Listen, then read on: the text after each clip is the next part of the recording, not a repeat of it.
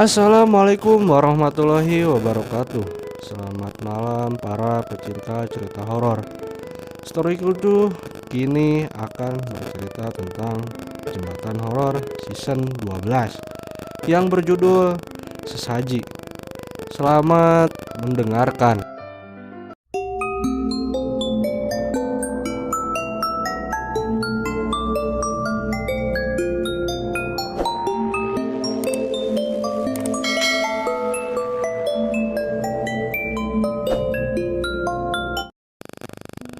Senja sudah turun ketika Alpi dan ayahnya sampai di jembatan Anita. Di sana, rupanya Ki Bulus sudah tiba terlebih dahulu. Lelaki itu rapi seperti biasanya. Setelah memarkirkan mobilnya di tepi jalan, Kris Hadi dan Alpi segera menghampiri Ki Bulus. "Maaf, kami datang terlambat." Kris Hadi menjabat tangan Ki Bulus. Lelaki itu tersenyum dan menggeleng. "Saya yang datang lebih awal."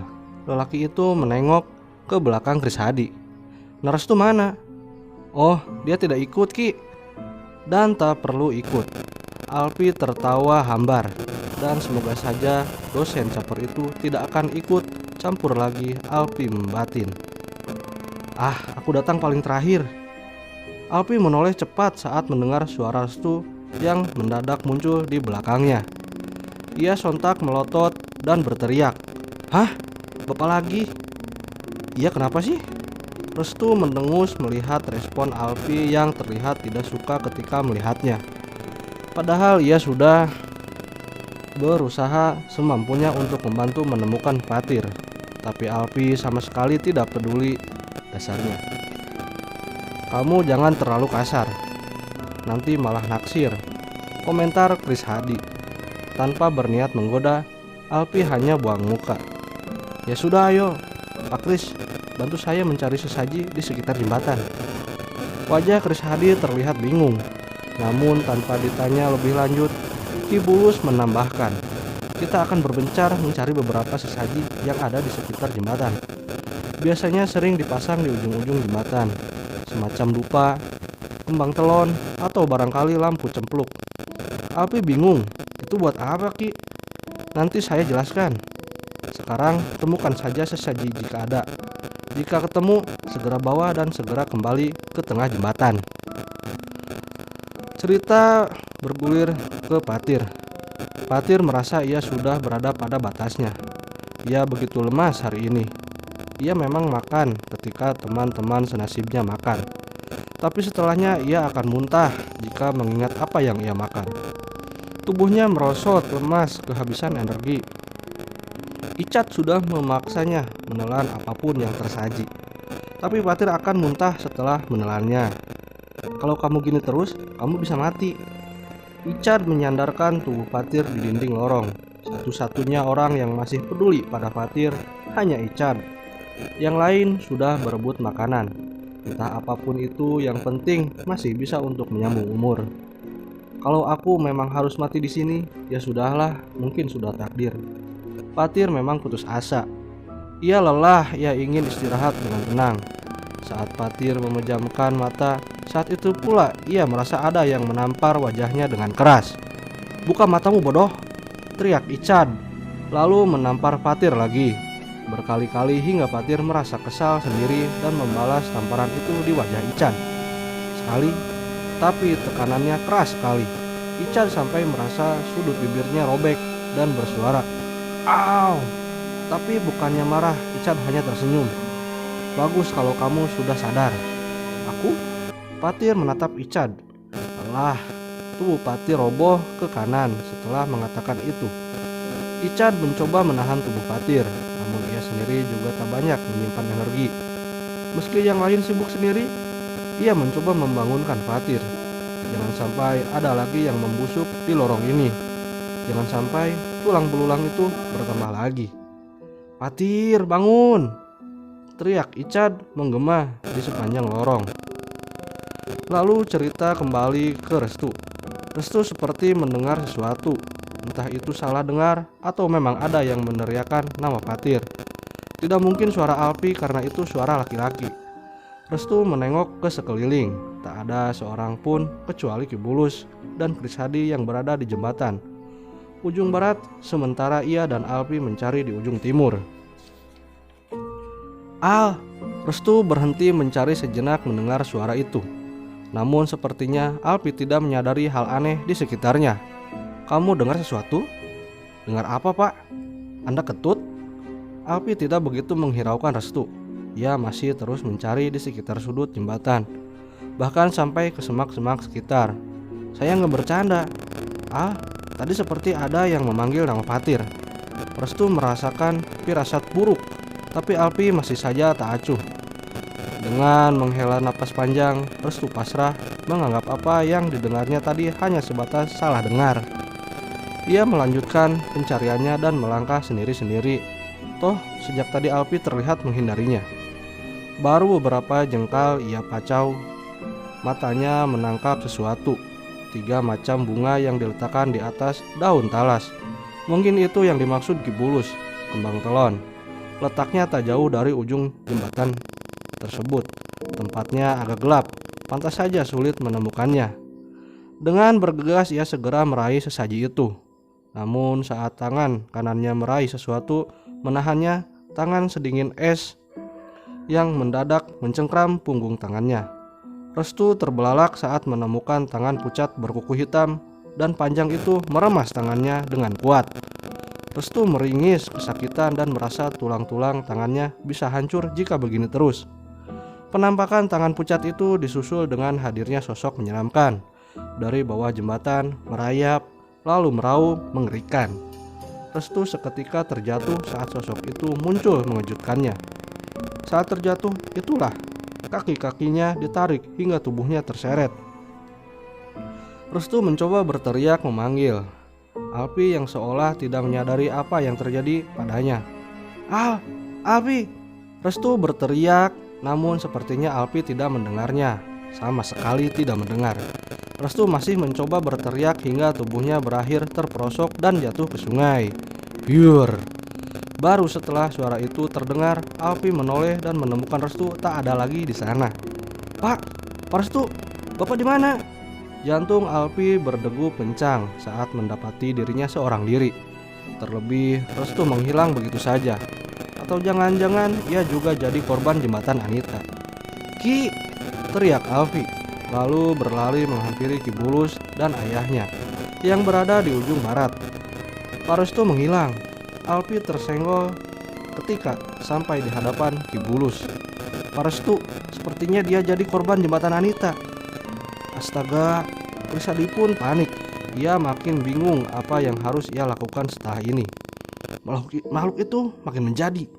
Gumam Ki Bulus. Kita pulang dulu dan memikirkan solusinya. Tapi bagaimana dengan Pak Restu? Tanpa sadar Alpi menitikkan air mata. Kenapa ia merasa sepanik ini? Kenapa ia merasa sangat kehilangan ketika sosok dosen itu tidak ada? Kita akan kembali besok, ucap Ki Bulus, lalu bergegas meninggalkan jembatan setelah ia menemukan sesaji yang ia cari. Kalian ikutlah ke rumah.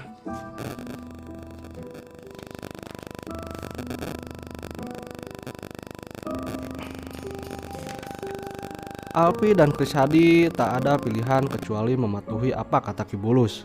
Selain itu, Alpi rupanya sudah tak mampu berpikir lagi. Pikirannya 2 kali lebih suntuk dari sebelumnya. Hari itu Kris Hadi baru merasakan bahwa putrinya itu begitu defensif. Ia terlihat begitu galak dan cuek pada Restu hanya untuk menutupi dan menyangkal perasaannya sendiri. Lalu cerita kembali ke Ki Bulus. Ki Bulus meletakkan 3 macam bunga yang ia temukan di jembatan di atas meja. Setelah Alpi dan Kris Hadi duduk, Ki Bulus bertanya, "Kalian tahu siapa yang memasang ini di jembatan?" Ayah dan anak itu sama-sama menggeleng. "Tidak tahu, Ki. Yang meletakkan di sana adalah warga sekitar dan entah siapa orangnya. Yang jelas, sejak pertama jembatan didirikan di sana, dengan rutin mereka memasang sesaji dengan alasan agar penunggu jembatan itu tidak murka." Ki Bulus menjelaskan, "Tapi sungguh apa yang mereka lakukan adalah keliru." "Apa itu berhubungan dengan Anita, Ki?" tanya Kris Hadi. "Tidak, sama sekali tidak. Bukanlah saya yang sudah pernah menjelaskan bahwa penunggu jembatan Anita bukanlah Anita. Tegas Ki Bulus mengatakan itu. Kris Hadi dan Alpi pun terhenyak beberapa saat. Mereka berdua tidak mengatakan apapun demi menunggu Ki Bulus menyelesaikan penjelasan yang makin tak mereka mengerti. Anita yang sudah meninggal sudah di luar jangkauan kita. Meski Anita meninggal dengan kondisi tidak tenang, kita, Alpi menyela. Tenang atau tidaknya urusan Anita dengan malaikat, bukan dengan kita yang masih hidup. Ki Bulus masih terlihat kuat terjaga meski hari mulai mendekati tengah malam. Dan sesaji yang ada di jembatan hanya membuat makhluk-makhluk gaib itu merasa berhasil membuat manusia menjadi syirik. Lalu, bagaimana cara untuk mencari Fatir dan Restu? Apa mereka masih bisa kembali, Ki? Dunia manusia dan jin itu berbeda. Saya belum pernah menerobos batas itu. Tapi, saya akan mencobanya besok, ucap Ki Bulus. Alpi dan Kris Hadi mengangguk. Besok ia sepakat mendatangi jembatan itu di senja hari. Kris Hadi pamit pulang setelahnya. Ki Bulus meminta agar Kris dan Alpi banyak-banyak berdoa untuk keselamatan Fatir dan Restu. Lalu cerita kembali ke lorong jembatan Anita. Saat membuka matanya, Restu menyadari ia tengah tergeletak di suatu tempat yang tidak seharusnya. Aroma anyir darah memenuhi organ penciumannya, sedangkan gendang telinganya menangkap suara tetesan air yang jatuh dalam genangan lainnya dengan konstan. Restu terburu bangkit dan menatap sekeliling. Yang tertangkap penglihatannya hanya lorong gelap. Ini di mana? Restu panik. Ia melangkah pelan menyusuri lorong yang entah di mana ujungnya. Suasana dingin menggigilkan kulit. Ia hanya bisa menggosokkan kedua telapak tangannya dan sedikit memberinya napas hangat. Alfi, panggil Restu. Suaranya memantul-mantul memenuhi penjuru lorong, membuat Restu merinding saat mendengar suaranya sendiri. Mendadak ia teringat sesuatu, ponsel dalam saku celananya. Ia meraih ponsel tersebut dan mencari kontak Alfi untuk dihubungi. Ia menekan ponselnya beberapa kali dan menemukan ponselnya mati. Tentu saja ia baru saja tercebur ke air. Restu mendesah pasrah. Andaipun ia bisa menghubungi Alfi, gadis itu tidak akan peduli padanya. Mendadak tubuh Restu terasa berat. Ia memacu langkahnya dengan paksa meski jalan di hadapannya sangat penuh dengan genangan air. Hei, kamu harus tetap hidup, Fatir. Mendadak Restu mendengar suara asing. Oh tidak, Restu. Pernah mendengar ini sebelumnya. Ya, suara yang ia dengar di jembatan itu kan? Restu yakin ia tak salah dengan buru-buru Restu menyahut suara itu. Fatir, di mana kamu? Seperti sebelumnya, suara Restu menggema memenuhi lorong. Namun tak ada sahutan. Restu mencoba memanggil lagi. Fatir, di mana kamu? Di mana kamu? Di sini. Restu tersentak mendengar sahutan itu. Suara itu sangat dekat dan jelas. Restu mencoba memacu langkahnya lebih cepat lagi ke arah sumber suara.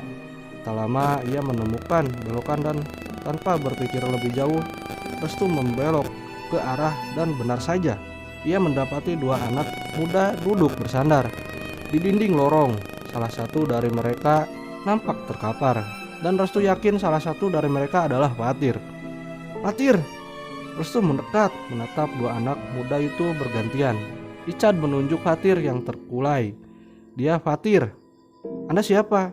Mendengar jawaban itu, Restu sontak panik saat melihat kondisi Fatir. Wajahnya yang pucat, ia menegaskan kalau kondisi Fatir tidak baik saat ini. Ia meraih tubuh Fatir dan mengguncangnya. Ya Tuhan, demi Alfi, kumohon, bertahanlah. Anda keluarganya? Ichad mengulang pertanyaannya. Saat itu Restu berdeham. Calon keluarganya. Maksudnya, saya ini dosen kakaknya Fatir. Tatapan Restu kembali pada sosok remaja berkulit pucat pasi tersebut. Mendadak ia panik. Gimana ini? Kita tidak boleh biarin Fatir terus seperti ini. Merasa tubuhnya diguncang-guncang, Fatir membuka matanya sedikit. Dari mata yang sedikit terbuka itu, Fatir menangkap sosok yang begitu asing di matanya.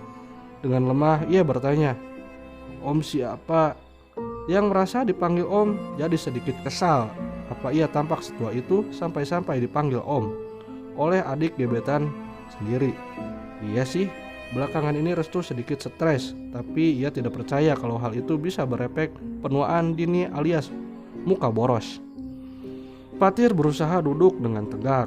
Meski begitu Icad membantu menyangga bagian punggungnya. Icad hanya tak ingin Patir mendadak roboh lagi. "Panggil saya kakak saja ya." Restu meralat penuh nada penekanan. "Saya ini dosen termuda di kampus kakak kamu. Umur saya baru 27 tahun. Sungguh Patir tak peduli berapa umur Restu saat ini. Ia hanya mendengarkan tanpa merespon apapun. Dan itu membuat Restu yakin kalau Patir memang benar-benar adik Alfi. Selain wajah mereka yang serupa, ternyata sifatnya juga tidak jauh berbeda.